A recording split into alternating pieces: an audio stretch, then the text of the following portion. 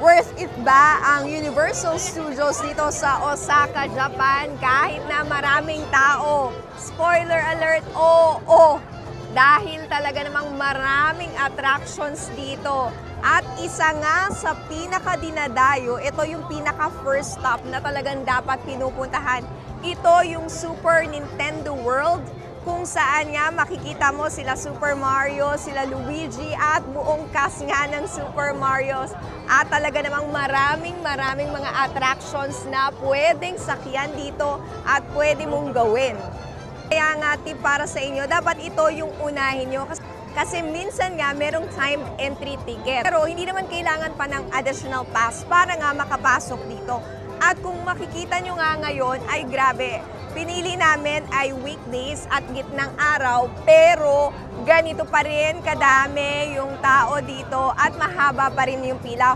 What more pa kung holiday ito at kung weekends pa, talaga namang mas marami yung taong pupunta dito. Kaya naman kailangan ng mas mahabang pasensya kapag kapipila ka dun sa mga attractions na gusto. Ito naman ang Minion Park kung saan nga maraming mga minions. So kung fan ka ng Despicable Me at para lang nga sa mga bata, no, talagang ma-enjoy ng mga bata ito.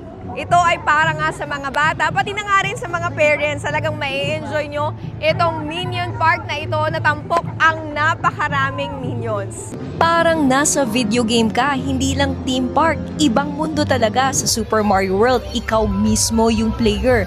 May blocks, coins, games, parang buhay na Mario. Movies come to life. Fan ka ng movies, dito buhay sila. Harry Potter World, parang nasa Hogwarts ka talaga.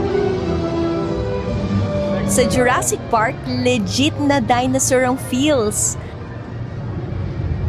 Ang mga rides, next level, hindi lang basta rides dahil experience talaga. From Mario Kart hanggang flying dinosaurs, mapapasigaw ka sa saya at pati ka ba? Perfect for solo or for family. Kahit bata o adult, may para sa'yo. Pag kids, pwede sa Wonderland and Minions. Pag adults naman, sa thrill rides. Siyempre, yung mga parents, enjoy din, hindi lang sila tagabantay. Maging yung mga food, iba rin talaga yung vibes dahil hindi ka lang kakain, mag-experience ka rin. May team food, cute snacks na IG-worthy lahat.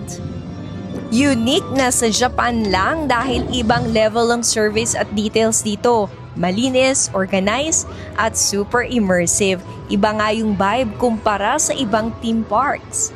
So, worth it ba? Yes, 100%. So, kung pupunta ka ng Japan, huwag mo na tong skip. Save mo to at isama na sa iyong travel plans. Mula Osaka, Japan, ako si Faith Del Mundo, hatid ang magandang kwento.